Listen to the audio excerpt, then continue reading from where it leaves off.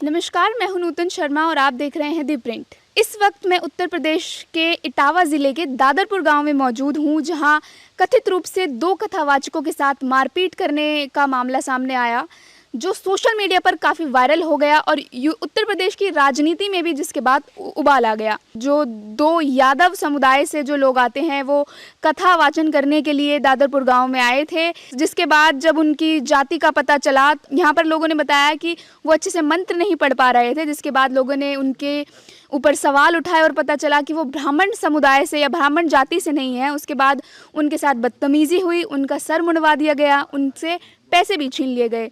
इस पूरे मामले के बाद पुलिस ने 4 लोगों को गिरफ्तार कर लिया गया।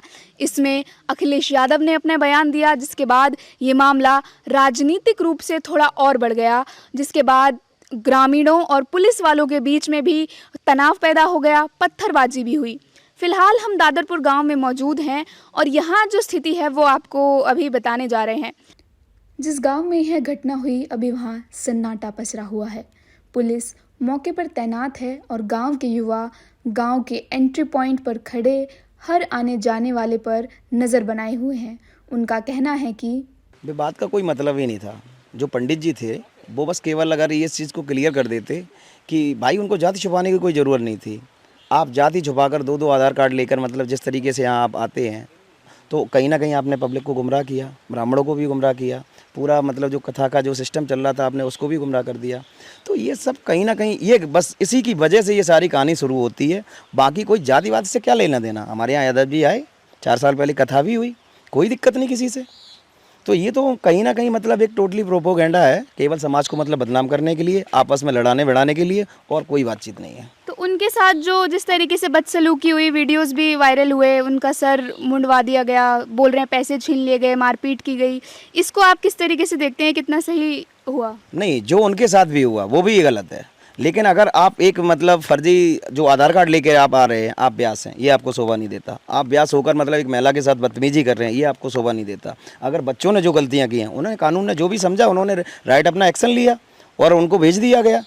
ठीक है ना, प्रशासन जो भी अपनी कार्रवाई करेगा, हम लोगों ने उसका कोई विरोध नहीं किया, अपनी गलती को एक्सेप्ट भी किया। किसी यादव भाई ने किसी अन्य वर्ग के समाज से मतलब कोई ऐसा मैसेज नहीं मतलब आया सामने। केवल मात्र कुछ लोगों ने इस चीज़ को समझने की कोशिश की, सच्चाई पे जाने की कोशिश की। बाकी मैंने जो अखिलेश यादव जी से कहीं ना कहीं इस चीज़ की एक उम्मीद करता था। सबसे बड़ा जो आज राजनीति का जो मुद्दा बन रहा है जातिवाद का, वो अखिलेश भैया के द्वारा हुआ है। अगर उनके सांसद और विधायक अगर इस चीज़ को कहीं ना कहीं उनके सही तरीके से उनके सामने अगर पेश किया जाता, अगर आप उन दोनों को बुला के लखनऊ में उनका सम्मान करते हैं, जो कि टोटली फर्जी है। अगर उन्होंने तो यहाँ आके मतलब यादवों पे कलंक लगा दिया। अगर जो भाई यादव होगा तो वो सीधा बोल के आएगा कि हम यादव हैं, क्या प्रॉब्लम है हमें जाति छुपाने में। आप जो आएंगे आपका भाई हम सरनेम पूछें तो आपको सरनेम बताने में क्या प्रॉब्लम है। लेकिन अगर आप भी हमसे फ्रॉड कर रहे हैं, चीट कर रहे हैं, तो फिर कहीं ना कहीं आप गलत हैं। इस घटना के बाद उत्तर प्रदेश की राजनीति में उबाल आ गया है। अखिलेश यादव ने दोनों पीड़ितों को लखनऊ बुलाकर सम्मानित किया और धनराशि भी दी। इसको लेकर दादरपुर के गांव वालों का कहना है कि इस मामले पर राजनीति की गई। लेकिन जात पात का ये आंकड़ा में कलता है, ये बहुत गलत है। जो नेता लोग करते हैं, ये जात पात नहीं होनी चाहिए समाज में, ये बहुत गलत है। क्या आप मेरी बेटी नहीं है?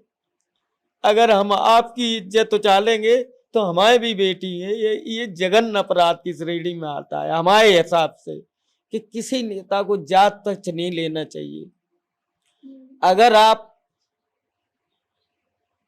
शक्तिमान है तो उसको समझौता कराना चाहिए। एक मत के तो सब हो नहीं सकते हैं, लेकिन वहां आप में ताकत है। हम तो नहीं संभाल सकते हैं, लेकिन आप संभाल सकते हो आके। तो ये जो राजनीतिकरण हो गया इस मुद्दे का, उस पे आप राजनीति नहीं होनी चाहिए, उसको समझाओ, देखो क्या आखिर है, क्या असली क्या है। इनके पास 2 आईडी कैसे आई, ये क्यों घूम रहे हैं ऐसे, जबकि व्यास जी हैं। ये जात से क्या लेना देना, व्यास तो कोई हो सकता है। हम ब्राह्मण हैं, हमें ब्राह्मण का ज्ञान नहीं है, तो हम तो पूजा किसी से कराएंगे, स्वयं तो नहीं कर लेंगे।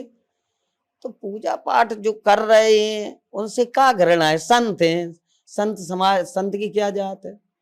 संत तो संत भगवान के भक्त हैं, हम उनकी चरणा वंदना करते हैं, उनकी इज्जत करते हैं। तो ये जो गांव में जो कुछ गुस्से में लोगों ने ये जो किया, उसका आपसे कोई लेना देना नहीं, आपको जानकारी नहीं? किसी प्रकार की नहीं, हम तो अभी तक चले गए होते, हम तो बाहर रहते हैं। अभी जो वर्तमान स्थिति है उसमें ये है कि जो यादवों के गांव हैं, जहां पहले से कुछ ये जो भागवत कथा है वो शेड्यूल्ड थी, यादवों ने उन्हें कैंसिल कर दिया है, ये कहते हुए कि अब वो ब्राह्मणों से किसी भी तरीके की कोई कथा नहीं कराएंगे, क्योंकि उनके लोगों के साथ इस तरीके का खराब बर्ताव हुआ। यहाँ से जब वो चले गए हमारे घर से, तो ये तिवारी जी जो गुस्सा होकर चले गए, उनके दरवाजे पे बैठे सब लोग, वहाँ बाबा जी बैठे हैं, संत समाज बैठा है, बातचीत हो रही है। उसके बाद हम यहाँ चले आए, करीब 9:30-10 बज गए होंगे रात को। सो गए, यहाँ बच्चे थे, मेरी पत्नी थी और यहाँ कोई था नहीं, तो हम यहाँ आके सो गए। फिर क्या रात में होता रहा मुझे कुछ पता नहीं। और वहाँ हवन के लिए हम जब गए हैं, तो हवन कुंड की सफाई कर रहे थे, वो परीक्षित ही का काम होता है, तो हम वो कर रहे थे, तो किसी ने सूचना दी ऐसा ऐसा हुआ है, वीडियो वायरल। हम तो ये समझ रहे थे वो चले गए, तो खुशी से गए होंगे, बाद में पता चलता है ये हुआ। अच्छा, ये जो भागवत पहले भी आप मुझे बताया कि होती रहती है गांव में कोई, और हंसी खुशी हो जाती है भागवत, इस बार ऐसा क्या मतभेद हो गए कि ये स्थिति हो गई? ये स्थिति थोड़ा उन्होंने यहाँ पे जो है बदतमीजी दी। खाना खाने के लिए आए थे, तो जो परीक्षिताएं ने हमारे घर से, उनसे थोड़ा उन्होंने गलत शब्द बोले। अच्छा। हाँ, कि जैसे हमें अपने हाथ से खाना खिलाओ, 7 दिन हमारी सेवा करो, ये शब्द बोले। तो आपने तब आपत्ति जताई उस समय पे? हाँ, हमने कह रहे व्यास जी वाह, तो वो हड़बड़ा गए कुछ, तो माफी मांगने लगे। ठीक है, परमात्मा अच्छा करेगा, बस और कुछ नहीं। वो यहाँ से चले गए, हम भी गए, यहाँ से हम भी गए। फिर वहाँ जो लोग बैठे थे, बातचीत होने रही। हाँ, उस समय यहाँ आईडी उनकी गिर गई थी, झोला में थी कुछ इतने, वो कार्ड नहीं होते जो दुकान पे दे देते हैं, विजिटिंग कार्ड, वो आईडी। तो वो आईडी से और बवाल गहरा गया कि आप 2-2 आईडी रहते। जात पात का यहाँ कोई मुद्दा नहीं था, जो सत्य है, जात पात का कोई मुद्दा नहीं। बाकी अगर कोई कहता हो कि हमें इनसे गड़ला, हमें उससे गड़ला, हमें किसी से गड़ला नहीं।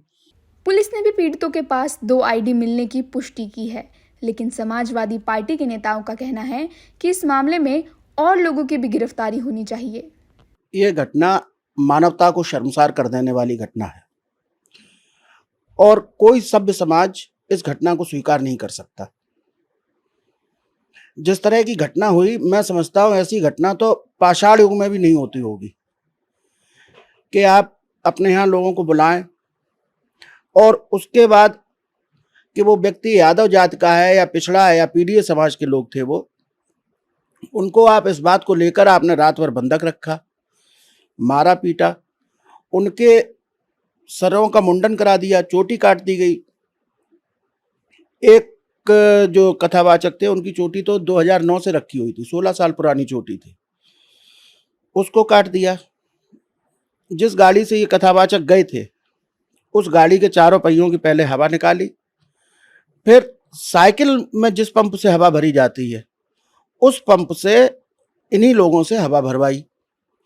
और सबसे शर्मनाक घटना तो ये हुई, हालांकि हमारे संस्कार हमें इजाज़त नहीं देते उस बात को अपने मुंह से कहने की भी, लेकिन चूंकि घटना हुई है तो कहना पड़ेगा कि अपनी पेशाब का भी छिड़काव किया गया उन कथावाचकों के ऊपर। हालांकि वो लोग वो तो इस चीज और हाँ, आपका हम थोड़ा सा सुधार कर दें कि वहाँ केवल यादव नहीं थे, जो वो ढोलक बजाता था, जो ब्लाइंड था, सूरदास कहते हैं हमारे क्षेत्र की भाषा में उनको, वो कठेरिया समाज का था, दलित वर्ग से था, उसके साथ भी ये घटना हुई। वो लोग तो इस जो आपने बात कही उस बोल रहे थे एकदम निराधार है, ऐसा कुछ हुआ नहीं, और एफआईआर में भी शायद इसका जिक्र नहीं है। देखिए, एफआईआर जल्दी में लिखाई गई और एफआईआर जो दूसरी एप्लीकेशन दी गई है उसमें उसका जिक्र है। और जो वीडियो आए हैं, वो वीडियो उन्हीं लोगों ने बनाए जिन लोगों ने ये घटना की है, किसी और ने तो बनाए नहीं, क्योंकि ये लोग तो बंधक थे। जिन लोगों ने ये घटना की उन्हीं ने ये वीडियो बनाए, उन्हीं वीडियो में ये सब चीज आ रही है। अब कहने को अच्छा वो अपने बचाव में क्या कहेंगे कि हमने किया है ऐसा, कौन कहेगा? ये तो स्वाभाविक सी बात है कि कौन व्यक्ति स्वीकार करेगा। अभी जो है कुछ कुछ गाँव में ऐसा हो रहा है कि जो यादव लोग हैं सोशल मीडिया पे भी इस तरह की खबरें आ रही हैं कि हम अब ब्राह्मणों से कथा नहीं कराएंगे, ब्राह्मणों का जो एक उनका बॉयकॉट कर रहे हैं, जो कथा पहले से शेड्यूल हो गई थी वो भी नहीं कराई जा रही है। नहीं, शेड्यूल कथा तो प्रशासन ने रोकी है, जो तनाव है उसके मद्देनज़र। और ये अपना व्यक्तिगत मसला है धर्म को मानने का कि कौन क्या करेगा, किससे कराएगा, किससे नहीं कराएगा, ये तो व्यक्तिगत चीज़ें हैं। हम लोग तो किसी पूरी जात के खिलाफ नहीं हो सकते। हम तो फिर भी कहते हैं कि जो गलत है उसके खिलाफ हम हैं।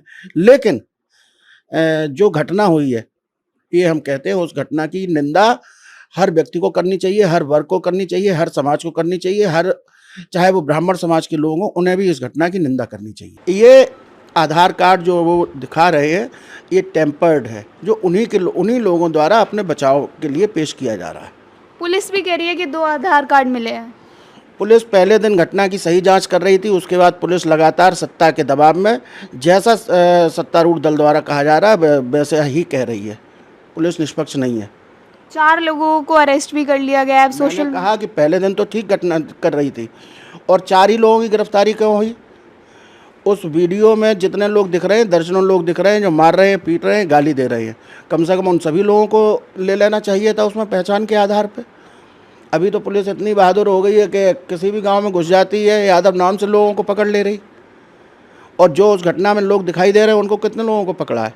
उत्तर प्रदेश के इटावा जिले से नूतन शर्मा की रिपोर्ट।